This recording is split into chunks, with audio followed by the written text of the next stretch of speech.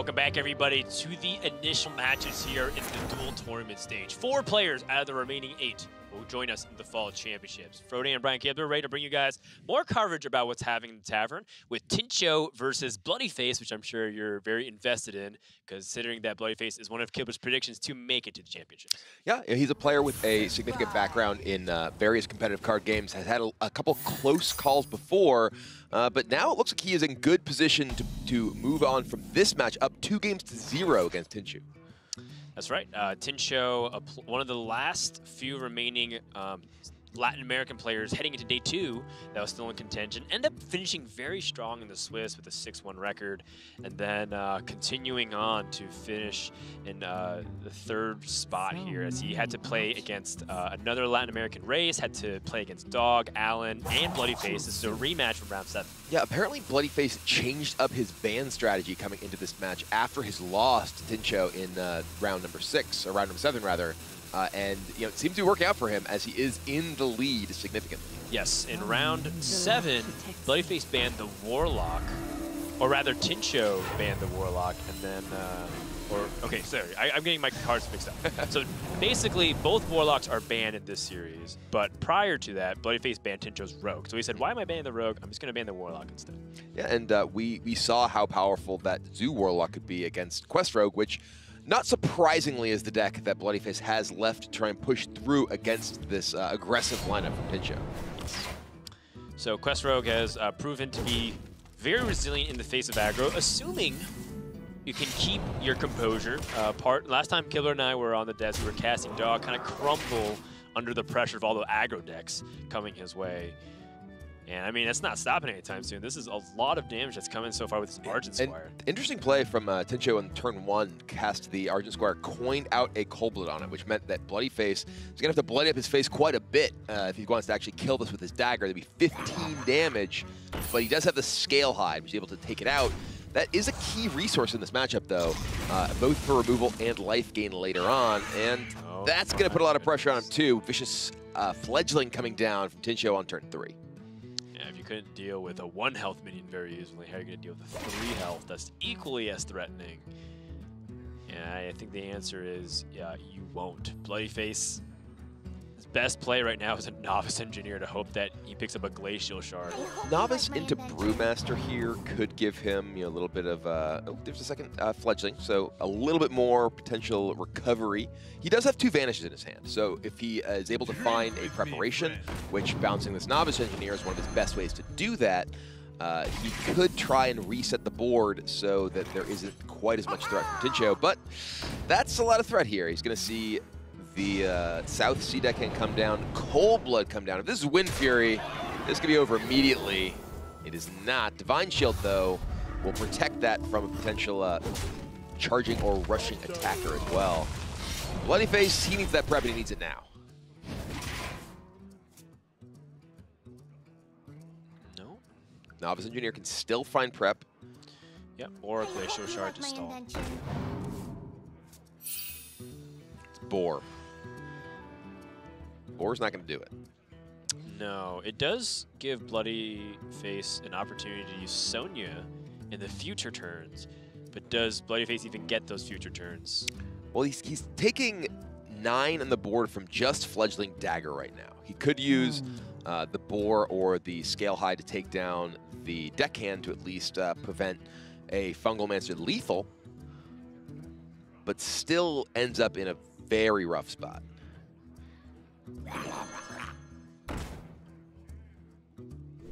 Desperate times called for desperate measures. Gonna go ahead and Scale Hide down that and just Boar. Okay, he's gonna boar to the face. This is interesting. It does set up an attempt at a Vanish that could give him some value, trying to absorb a little bit of damage for fear of Vanish. Tincho can just hit Wind Fury again for immediate lethal. Yep. This is just a test. I don't think Fungal Mancer would have changed anything. So if Tincho, just trying to see if he gets the Wind Fury right now, 30% chance off the Adapt, as there are 10 options, and you get 3 of them. And then if his opponent does end up vanishing, he could set up a situation where he would potentially just kill Bloodyface anyways. So the Fungal Mancer here does give him damage. Oh, There's Wind Fury. Okay, I was going to say it gives him damage so that if he draws SI Agent, it's immediately lethal even through taunts by getting the all but 2 damage immediately. So does try and set up for that. Doesn't need it though, since Wind Fury comes up big. So it's also a hedge too, because you set your opponent to 1. So then let's say they attack and vanish, your dagger's enough to just kill them anyways. Yeah. So going into turn 6, you always want to keep in mind the vanish possibilities, and assuming that they just play vanish for full cost, or even if they prepped it out, they couldn't scale hide and hit into anything because they vanished your board. Right. So that's a Game 3 victory and a very much needed one for Tincho in this initial match for the top 8. When we come back, we're going to find out if Tincho can bring it back with Latin America's on his shoulder, or Bloodyface close it out and make Hibbler a genius again. Well played!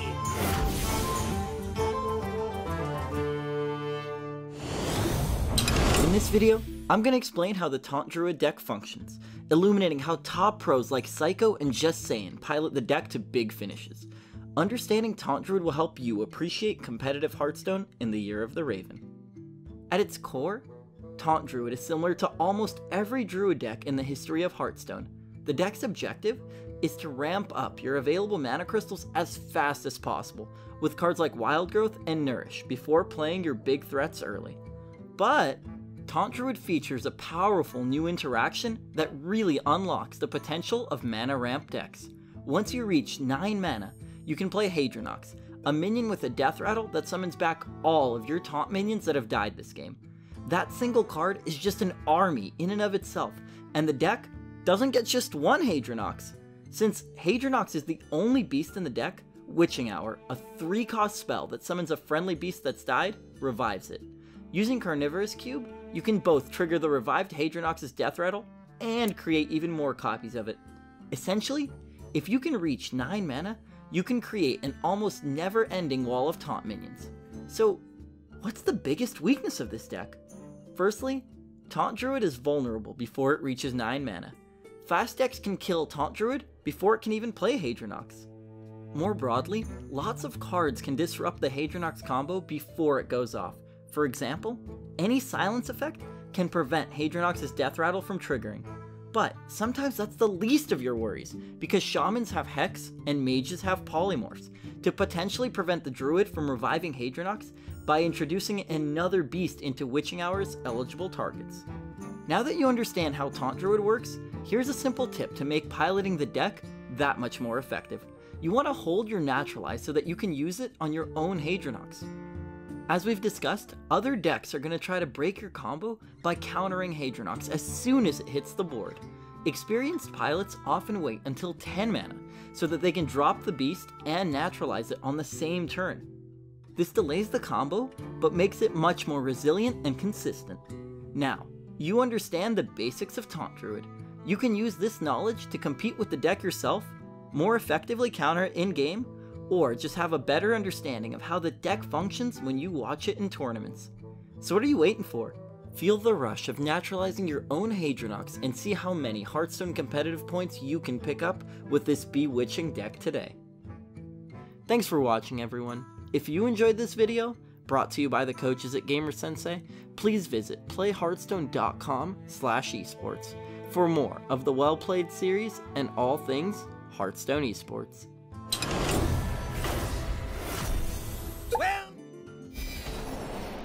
Welcome back, everybody, to the initial match coverage here as we get ready to crown 4 worthy champions to come to join us for the Fall Championships in Blizzard Arena later this year.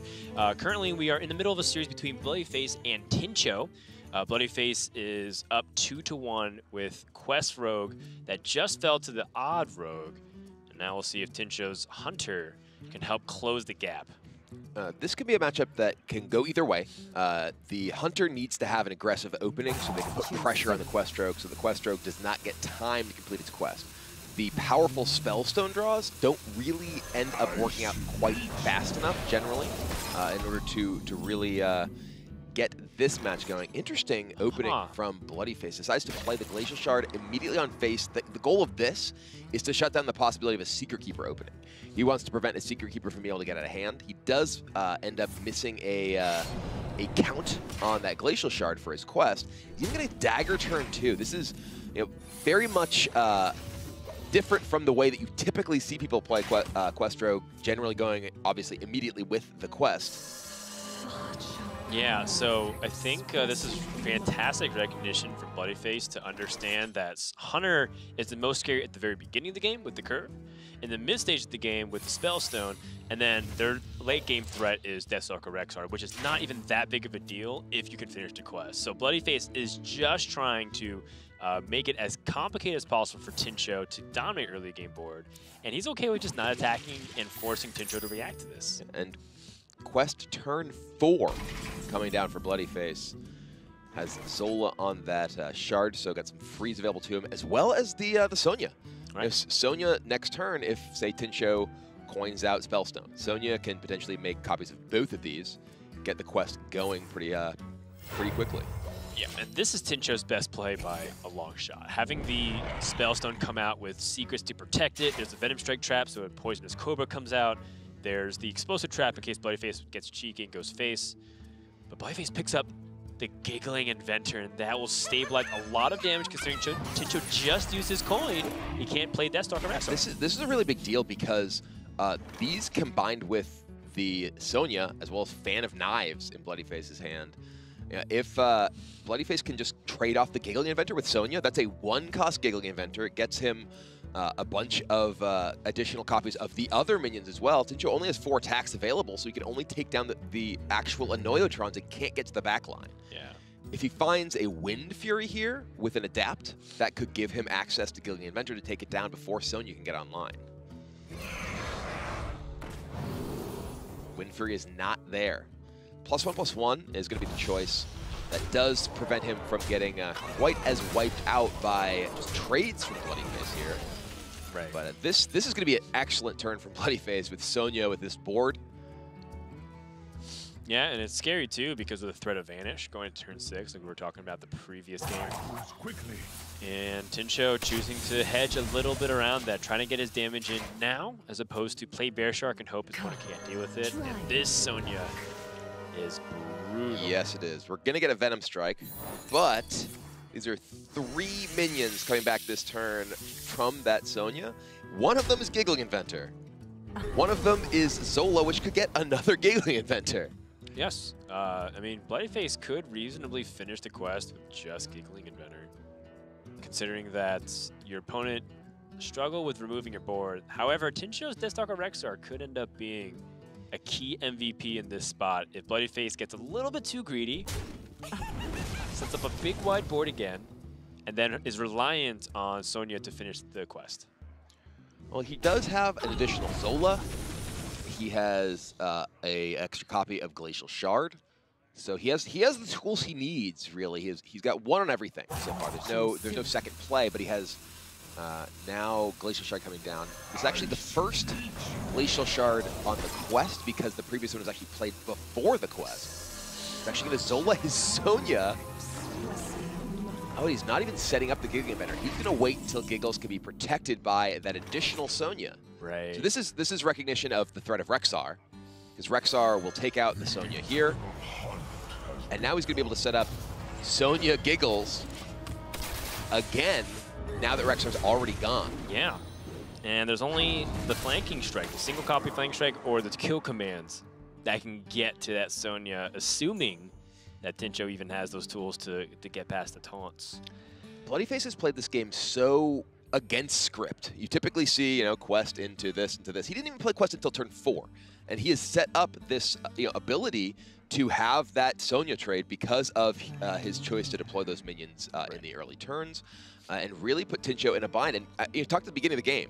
What matters is the ability for the Hunter to be really aggressive. Tincho's first aggressive play was coin Spellstone, and Bloodyface had built up a board and hand that just lined up very well against it. Now he's situated in a really strong position. Yeah.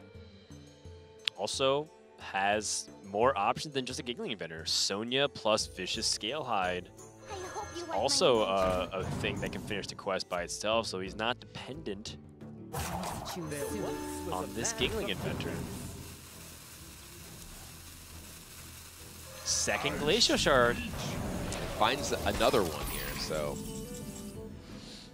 doesn't really feel like, it seems like he doesn't feel like he's quite under threat enough to need to deploy Giggling. Right.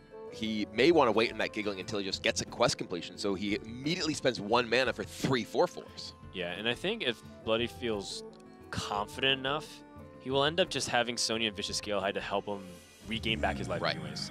So being at 25 is a very comfortable amount right now against Hunter. And I think that's good recognition of what the state of this game is at. And Tincho knows there's an additional Sonya in the hand. He has to kill this. Ooh, he's not going to kill it. Okay. He's actually just going to try and push damage to face. I was going to say, I feel like he needs to kill this. Okay, he is going to kill the weapon. He does need to kill the Glacial Shard, because otherwise that puts Bloody in a position where he can get another Glacial Shard from Sonya. Yes. Kind of a too many resources, too many cards clogging up Bloodyface's hand. Embarrassment of riches, if you will. So trading off the minions before playing Sonya, perfectly reasonable at this point. 2 Elven Minstrels in hand. He's not going to run out of cards. So then Sonya plus the Vicious Scalehide finishes the quest right now, but you're staring at actually a lot of damage. Yeah, with no preparation to actually deploy the quest immediately, it is a little bit of an awkward position. He does have, you know, as you mentioned, Sonya Scalehide, and this can chew through a bunch of these minions, as well as actually get the quest completed. But yeah, he does have, as you mentioned, Giggling Inventor for 1 mana available in his hand. He's been holding on to that for quite a while. Another big thing he also has a Glacial Shard, so he can slow down so much of this. It's also the fact that Youthful Brewmaster is there. Yes. So Youthful Brewmaster means that you can instantly set up 5 4/4 minions. Actually 6 because of the Youthful Brewmaster. It's so insane. Basically set up the 2-turn Eagle just like that. Though he does need to actually play out the quest as well. Right. I'm saying that with just those 2 cards in itself, you have an entire full board of 4/4s. And now Tincho finds Flanking Strike, so he has obviously an easy way to kill this Sonya if he wants it. Right. He also still has a weapon available, of course, as well. Yeah, but now because he doesn't have access to that hero power, has to get damage through these minions. Direwolf Alpha is a nice pickup for damage. A little bit expensive, so I guess he picks the River Crocodilus. Not the best outcome. But he is, going to be looking to try and push down Bloodyface. Gets 9 in here, but it is quest time. It's quest time, but I think Tincho is hoping that even though one of these minions might get picked off, maybe Shadow Step is the draw. There is the quest completion. So 5 more mana. Crystal Core comes down. Plus for Giggling Inventor, plus Shadow Step. Or you can even just Youthful Brewmaster as you can't play it immediately this turn. Not to mention that this Scalehide... Oh, actually, hold on. You have to be careful of the secrets. He does need to figure out, okay, well, the first one was a secret that deters me from attacking face. Right. The Direwolf Alpha is actually a pretty big deal here because there's no value trade with this. Yes, the stats do line up very nicely against Quest Rope. Does offer a Snake Trap. Which also gets better against the Direwolf Alpha. Not the worst possible scenario for Tincho, but still very bad given what's developing here. Okay, this is Giggling Inventor, Glacial Shard, Novice Engineer, and Shadow Step on your Giggling Inventor if you want it. This is just an incredibly difficult board. Oh, Prep Fan draws. Whew. All right, well, now there's 1 minion left. Is that a second prep? Another prep was drawn off the Prep Fan into Prep Fan. So now there's 0 attackers for Tincho. There's 20 power already on Bloodyface's turn. Cave Hydra and... Okay, that looks like Lifesteal Rush Cave Hydra. Yeah. That's good, but it actually doesn't kill anything. It's not big enough. Oh, Direwolf Alpha. Oh, wait, right, there is a Direwolf Alpha. I actually forgotten about that briefly. But it doesn't kill the Annoyotron. So it does take out 3 of these. Yeah, you can see the... Or 2 of these, rather. The snakes would have been a pretty big... Absolutely. Massive difference. What's important, though, is that Tincho gains some life and also remove the Giggling Inventor. So no bounce with Shadow Step or the Youthful Brewmaster. But even just with what Bloodyface has right now, still plenty good. You can draw cards with the Novice Engineer and the Elven Minstrel.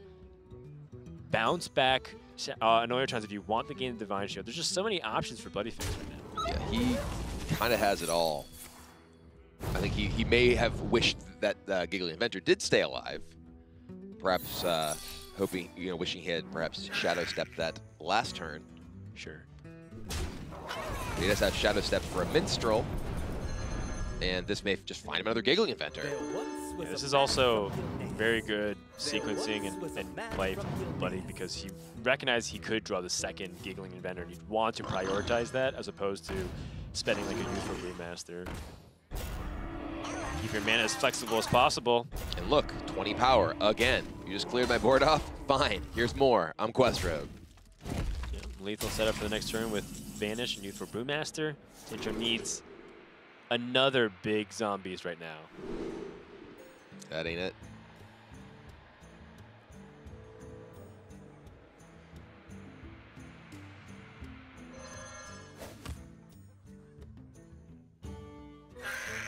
Stealth, Poisonous, Battle Cry, Adapt. Kind of needed it to not have Stealth, but I guess in his mind, it's his best chance to survive. Bloodyface sees no obstacle, and now he just has Shadow Step and Bounce to finish out this game. And he's going to advance to the winner's match, one game away, one series away from going to the Fall Championship. Yeah, I really like the way that he navigated this game. He had a ton of options, and in many cases, did not follow sort of conventional play patterns with the deck. Yep. Playing the Glacial Shard on turn 1, daggering turn 2.